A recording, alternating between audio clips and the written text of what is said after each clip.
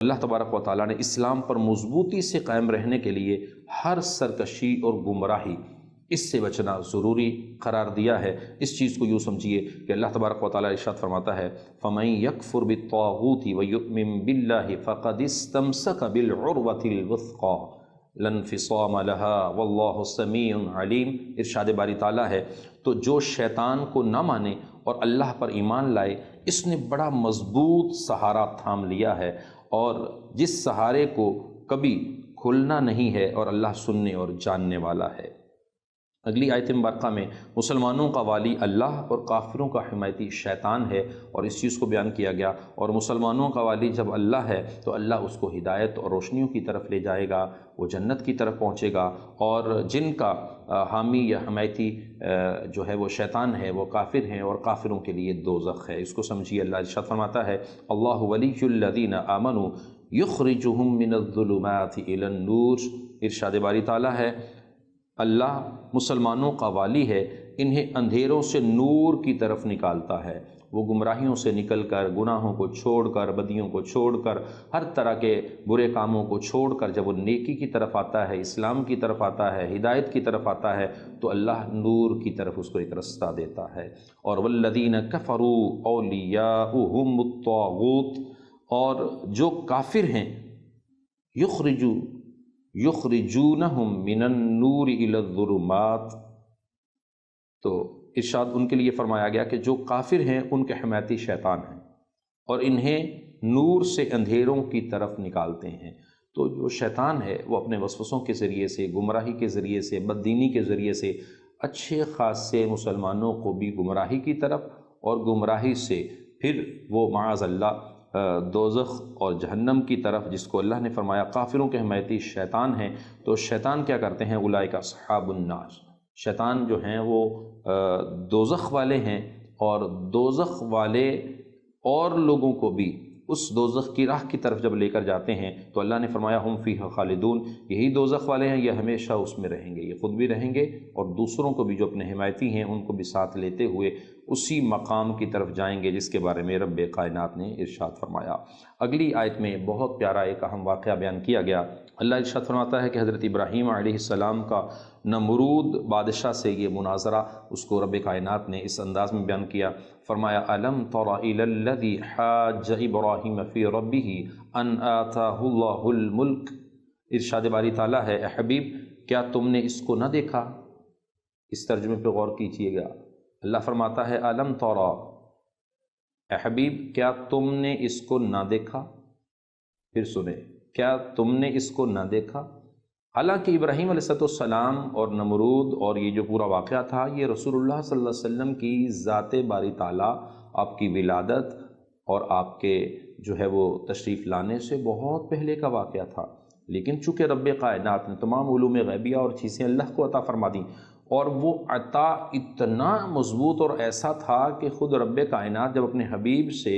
ارشاد فرماتا ہے تو اس میں انداز اور اسلوب یہ ہے کہ جیسا کہ کسی نے خود سامنے اس امر کو، اس واقعے کو، اس معاملے کو ہوتے ہوئے دیکھا ہو۔ تو اہل سنت علماء مفسرین نے یہاں پر کئی جگہ اہم نکات اور چیزوں کو بیان کرتے ہوئے یہ ارشاد فرمایا کہ حبیب کبریہ احمد مجتبیٰ صلی اللہ علیہ وسلم پر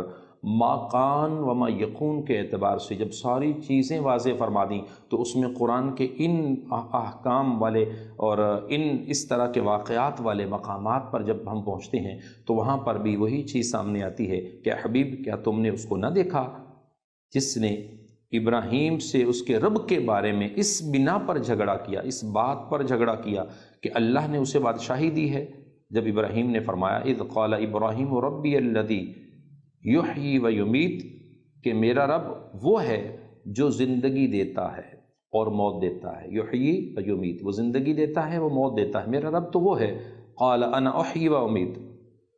تو اس نے کہا میں بھی زندگی اور موت دیتا ہوں، نمرود نے یہ کہا تھا کہ میں بھی زندگی اور موت دیتا ہوں۔ قال ابراہیم فإن اللہ یأتی بالشمس من المشرق فأت بها من المغرب، تو ابراہیم علیہ السلام نے فرمایا تو اللہ سورج کو مشرق سے لاتا ہے، پس تو اسے مغرب سے لے کر آ جا۔ اللہ اکبر۔ قرآن نے کتنا زبردست یہ ایک اسلوب اور انداز مناظرہ بیان کیا کہ نمرود نے جب یہ کہا کہ میں بھی زندگی دیتا ہوں تو فرمایا ٹھیک ہے، تو زندگی دیتا ہے تو ایسی بات کرتا ہے، تو اب ایک کام کر لیتے ہیں، سورج مشرق سے نکلتا ہے، تم اسے مغرب سے نکال کے دکھا دو، فَبُہِتَ الَّذِي كَفَرَ، تو اس کافر کے ہوش اڑ گئے، نمرود جو ہے وہ پریشان ہو گیا کہ میں یہ کیسے کر سکتا ہوں، تو وَاللَّهُ لَا يَهْدِي الْقَوْمَ الظَّالِمِينَ، تو اللہ ظالموں کو ہدایت نہیں دیتا۔ تو رب کائنات نے ایک بڑی واضح طور پر اس چیز کو بیان کر دیا، اور حضرت سیدنا ابراہیم اور نمرود کا یہ جو ایک پورا مناظرہ تھا، اس کو قرآن کی اس آیت میں اس انداز پر بیان کیا گیا، اور اس سے سبق اور درس کیا ملتا ہے کہ اللہ وحدہ لا شریک ہے، اللہ کے سوا کوئی معبود نہیں، وہی خالق حقیقی ہے، ایک ہلکا سا تنکا بھی رب کے حکم کے بغیر نہیں ہل سکتا، ایک چھوٹی سی چیز بھی، تو سورج کا جو ہے وہ مشرق سے نکلنے والا عمل، اس کو مغرب سے نکالنا یہ کوئی مخلوق نہیں کر سکتی، یہ رب ہی فرمائے گا، رب ہی کی قدرت کاملہ سے یہ ساری چیزیں ہوتی ہیں اور اللہ ہی کر سکتا ہے۔ اگلی آیت مبارکہ کے اندر حضرت عزیر علیہ السلام کی وفات اور آپ کو دوبارہ زندہ کیے جانے کا واقعہ یہاں موجود ہے، بڑا پیارا واقعہ ہے، توجہ سے سمت کیجیے گا۔ ارشاد باری تعالیٰ ہے او کالذی مر علی قریۃ وہی خاویۃ علی عروشها، ارشاد فرمایا کیا تم نے اس شخص کو نہ دیکھا جس کا ایک بستی پر گزر ہوا۔ اب یہاں بھی علم ترا کی طرز پر یہاں پر وہی اسلوب ہے کہ کیا تم نے نہ دیکھا، کیا تم نے اس شخص کو نہ دیکھا جس کا ایک بستی پر گزر ہوا اور وہ بستی اپنی چھتوں کے بل گری پڑی تھی، خاویۃ علی عروشها قال انا یحیی ہذہ اللہ بعد موتها، تو اس شخص نے کہا اللہ انہیں ان کی موت کے بعد کیسے زندہ کرے گا، یعنی ایک بستی تھی اور وہ بستی میں جتنے لوگ تھے ان کے اوپر چھتیں گری پڑی تھیں، لوگ مردہ ہو چکے تھے، فَأَمَاتَهُ اللَّهُ مِئَةَ عَامٍ ثُمَّ بَعَثَهُ، تو اللہ نے اسے 100 سال موت کی حالت میں رکھا پھر اسے زندہ کیا۔ تو یہ حضرت عزیر علیہ السلام کے اس واقعے کو یہاں بیان کیا جا رہا ہے، تو فرمایا قال کم لبثت، قال لبثت یوما وبعد یوم، تو پھر اس شخص سے فرمایا تم یہاں کتنا عرصہ ٹھہرے ہو، تو اس نے عرض کی 1 دن یا 2 دن یا کچھ وقت یا اس سے بھی کم ٹھہرا ہوں، قال بل لبثت 100 عام، تو اللہ نے فرمایا نہیں بلکہ تو یہاں 100 سال ٹھہرا ہے، 100 سال ہو چکے ہیں تمہیں یہاں پر، تو فانظر الی طعامک و شرابک لم یتسنہ، اور اپنے کھانے اور پینے کو دیکھ کر اب تک بدبودار نہیں ہوا، اور اپنے گدھے کو، وانظر الی حمارک، جو آپ کی سواری ہے گدھا ہے اس کو دیکھ جس کی ہڈیاں تک سلامت نہ رہیں، اور یہ سب اس لیے ہے وَلِنَجْعَلَكَ آیَةً لِلنَّاسِ، اور یہ سب اس لیے ہے کہ لوگوں کے لیے یہ نشانی بنے، وانظر الی عظامک کیف ننشزها ثم نکسوها لحما، اور ارشاد فرمایا کہ ان ہڈیوں کو دیکھ ہم کیسے انہیں اٹھاتے ہیں، زندہ کرتے ہیں، پھر انہیں گوشت پہناتے ہیں، فلما تبین له، تو جب یہ معاملہ اس پر ظاہر ہو گیا تو قال اعلم ان اللہ علی کل شیء قدیر، تو وہ بول اٹھے کہ میں خوب جانتا ہوں اللہ ہر شے پر قادر ہے، رب ہی قادر مطلق ہے، وہ جسے چاہتا ہے زندہ رکھتا ہے، جسے چاہتا ہے موت دیتا ہے، جسے چاہتا ہے موت کے بعد پھر زندگی دیتا ہے، اور زندوں کو وہ کیسے اٹھائے گا، کیونکہ یہ ایک اسلامی عقیدہ ہے، اس واضح عقیدے کو یہاں مسلمانوں کے لیے بیان کیا گیا کہ مسلمان کسی بھی آواگون اور اس ٹائپ کے عقیدے پر ایمان نہیں رکھتے، بلکہ مسلمانوں کا عقیدہ یہ ہے کہ مسلمانوں کے لیے ایک زندگی ہے، اس زندگی کے بعد ایک موت ہے، موت کے بعد عالم برزخ، اور کل قیامت جب قائم ہوگی، قیامت کے دن سارے لوگ اٹھائے جائیں گے، کافر بھی مسلمان بھی سب اٹھیں گے، میدان محشر کی طرف نکلیں گے، مسلمان شان و شوکت اور عظمت کے ساتھ آئیں گے، اور جو گناہگار ہوں گے مختلف عذابات اور تکلیفوں کے ساتھ پہنچیں گے، اور کافر تو اس دن ذلت کے مقام پر ہوں گے۔ تو اس لیے ارشاد فرمایا گیا کہ قرآن مجید فرقان حمید کے اندر کہ یہ عقیدہ، یہ نظریہ اپنا مضبوط کر لیجئے کہ اللہ تبارک و تعالی خالق کائنات ہے، قادر مطلق ہے، وہ جب جس کو چاہتا ہے زندگی دیتا ہے، اور اس کے لیے دوبارہ اٹھانا کوئی مشکل امر نہیں ہے، وہ تو خالق حقیقی ہے، اسی نے پیدا کیا، اسی نے سب کو بنایا ہے، وہ جس کو چاہے جب چاہے طویل زندگی دے دے، موت دے دے، صحت دے دے، تکلیف میں ڈال دے، وہ ساری چیزیں اس کے لیے بہت آسان ہیں، وہ کر سکتا ہے۔ اگلی آیت کے اندر حضرت ابراہیم علیہ السلام اور 4 پرندوں کو زندہ کیے جانے کا بڑا پیارا واقعہ ہے۔ ان تینوں واقعات کو بھی ترتیب بیان کیا گیا۔ اس کو اگر ہم سمجھیں تو وَإِذْ قَالَ إِبْرَاهِيمُ رَبِّ أَرِنِي كَيْفَ نُحْيِي الْمَوْتَى، اور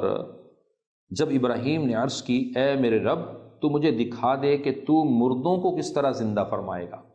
اور قال اولم تؤمن، اے اللہ نے فرمایا کیا تجھے یقین نہیں؟ ابراہیم علیہ السلام نے عرض کی قال بلا ولکن لیطمئن قلبی، کیوں نہیں، یقین تو ہے مگر میں یہ چاہتا ہوں میرے دل کو اور قرار مل جائے، میرا دل اور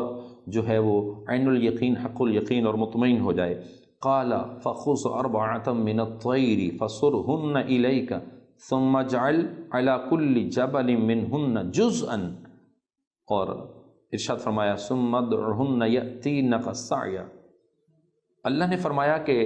تو پرندوں میں سے کچھ 4 پرندے پکڑ لو۔ تو ابراہیم علیہ نبی علیہ السلام نے 4 پرندے پکڑے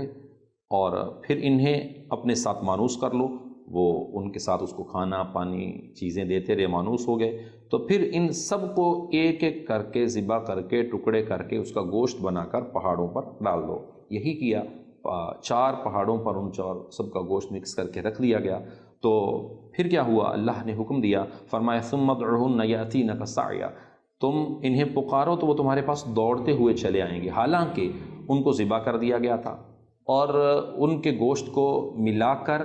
4 جگہوں پر رکھا گیا، چاروں جگہوں پر 4 پرندوں کا گوشت مکس پڑا تھا، اور فرمایا جب تم ان کو بلاؤ گے تو وہ دوڑتے ہوئے چلے آئیں گے، اور ایسا ہی ہوا۔ قرآن اس بات کو واضح بیان کرتا ہے وَاعْلَمْ أَنَّ اللَّهَ عَزِيزٌ حَكِيمٌ، تو جان رکھو اللہ غالب حکمت والا ہے۔ ابراہیم علیہ السلام نے جب یہ عمل فرمایا تو وہ 4 پرندوں کے گوشت کو ایک جگہ جہاں جمع کیا گیا تھا وہ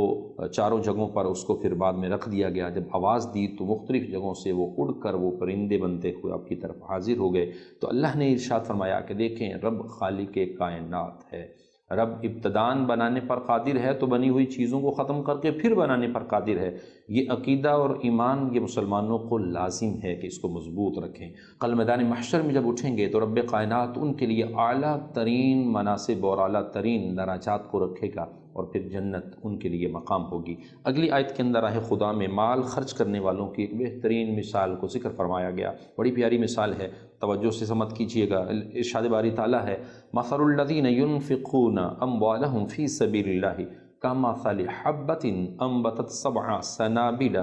فی کل سنبلۃ 100 حبہ، ان لوگوں کی مثال جو اپنے مال اللہ کی راہ میں خرچ کرتے ہیں اس دانے کی طرح ہے جس نے 7 بالیاں اگائیں۔ گندم کے اگر آپ نے پودے دیکھے ہوں تو ایک دانہ ڈالا جاتا ہے، اس سے ایک پودا ہوتا ہے، اور اس ایک پودے پر کئی بالیاں ہوتی ہیں، اور اس ایک بالی کے اندر ارشاد فرمایا ہر بالی میں 100 دانے ہیں۔ واللہ یضاعف لمن یشاء، اور اللہ اس سے بھی زیادہ بڑھائے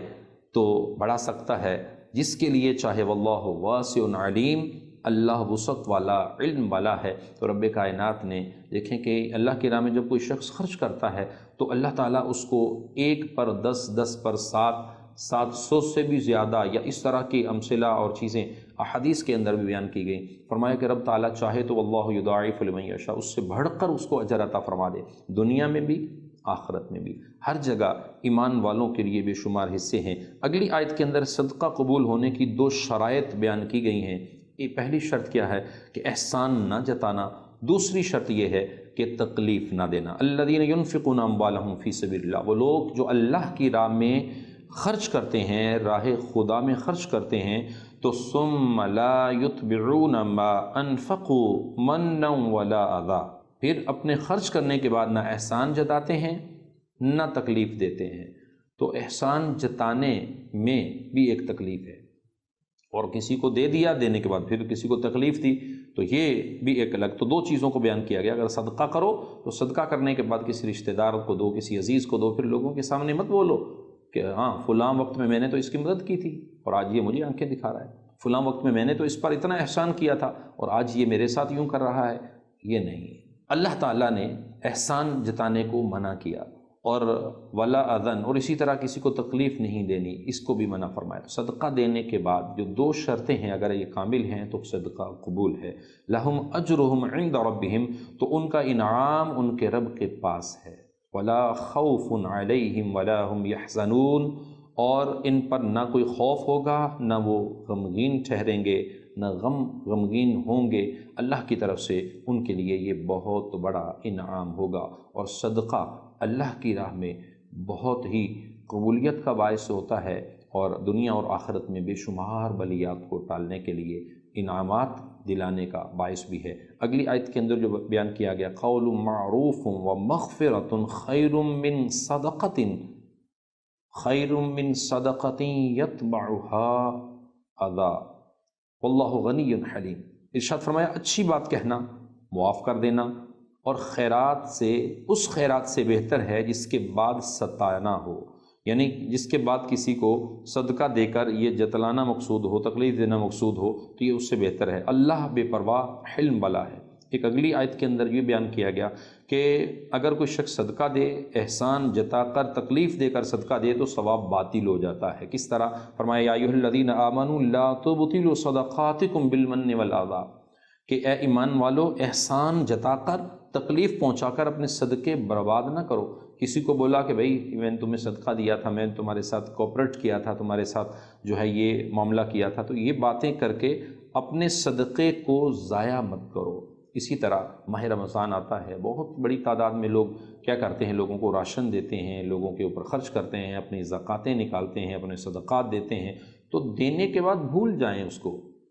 اللہ کے لیے چھوڑ دیں۔ اگر ریاکاری کی تو ارشاد باری تعالیٰ ہے کالذی ينفق مالہ رئاء الناس ولا یؤمن باللہ والیوم الآخر فمثلہ کمثل صفوان علیہ تراب فاصابہ وابل فترکہ صلدا لا يقدرون علی شیء مما کسبوا۔ ارشاد باری تعالیٰ ہے اس شخص کی طرح جو اپنا مال لوگوں کو دکھلاوے کے لیے خرچ کرتا ہے، اللہ اور قیامت پر ایمان نہیں لاتا، تو اس کی مثال ایسی ہے جیسے ایک چکنا پتھر ہو جس پر مٹی ہے، تو اس پر زوردار بارش پڑی جس نے اسے صاف کر دیا۔ ایک چکنے پتھر پر مٹی لگ گئی، بارش پڑی تو مٹی صاف ہو گئی، تو اس کو چھوڑ، پتھر جو ہے وہ باقی رہ گیا۔ تو ایسے لوگ اپنے کمائے ہوئے اعمال سے کسی چیز پر جب وہ قدرت نہیں رکھتے تو وہ اللہ کی راہ میں دیتے ہیں، لیکن دکھاوا کر کے دیتے ہیں، تو وہ سارا کا سارا مال ضائع ہو جاتا ہے۔ واللہ لا یہدی القوم الکافرین، اور اللہ کافروں کو ہدایت نہیں دیتا۔ اللہ تعالیٰ عز و جل کی بارگاہ میں دعا ہے خالق کائنات ہمیں احکام شرعیہ کو، مسائل دینیہ کو، قرآن مجید کا یہ جو درس ہم نے سنا ہے، اس کو سن کر سمجھ کر عمل کی توفیق عطا فرمائے۔ اور آپ کے لیے یہ دعوت ہے، کوشش فرمائیں کہ قرآن مجید فرقان حمید کو ترجمہ اور تفسیر کے ساتھ سمجھ کر پڑھنا شروع کیجئے۔ یقین مانیں نور الہی ہے، اور رب تعالیٰ عز و جل کے انوار سے اگر آپ حصہ چاہتے ہیں تو قرآن کو سمجھ کر پڑھنا یہ آپ کے قلوب کو منور کر دے گا۔ اللہ ہم سب کا حامی ناصر ہو، عمل کی توفیق عطا فرمائے۔ وما علینا الا البلاغ۔